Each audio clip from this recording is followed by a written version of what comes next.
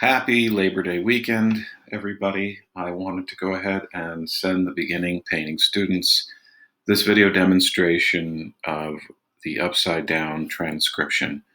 So what's going to be different from what you're doing and intermediate painting students isn't the upside down aspect of the transcription, but rather the palette. So as you well know, you have a limited palette of yellow ochre, burnt umber, and phthalo blue, and of course white.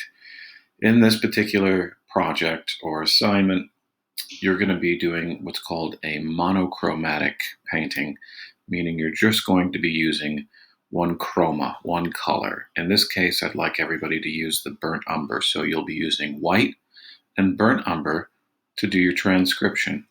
So the video demonstration that I have here was done in black and white, but you, of course, will just be using white and burnt umber again.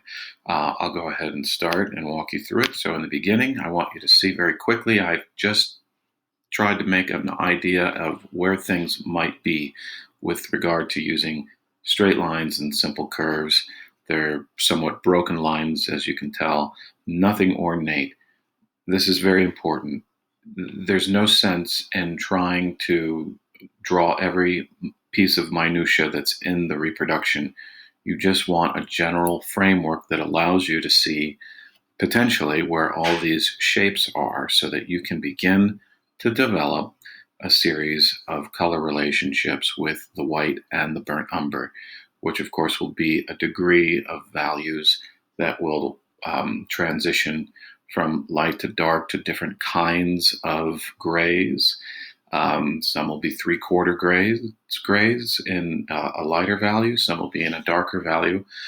You have the first project to refer to on occasion to figure out how to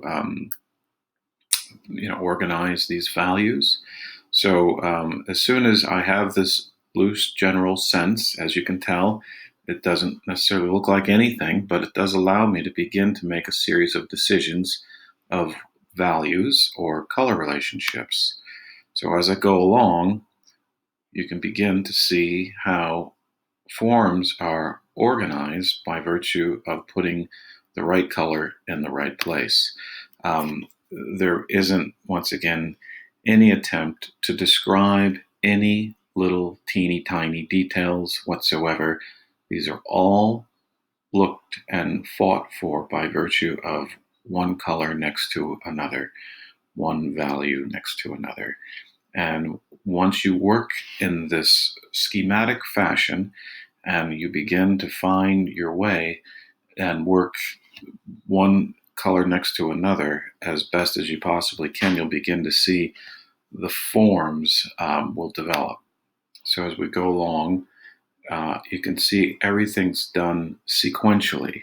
That's to say, in the middle, and I'm working out. Now, you can choose to start wherever you would like, but I would just caution you not to try and do anything minute. You cannot in any way begin to sense as to where things are if you're focused on little superfluous pieces of information. So, one metaphor I typically use with regards to this project is you can't apply the icing or the decorative qualities on a cake if you haven't actually baked the formed structural cake to apply those things on. So think about that metaphor. So that might help you resist the urge to do small little minutia, small details.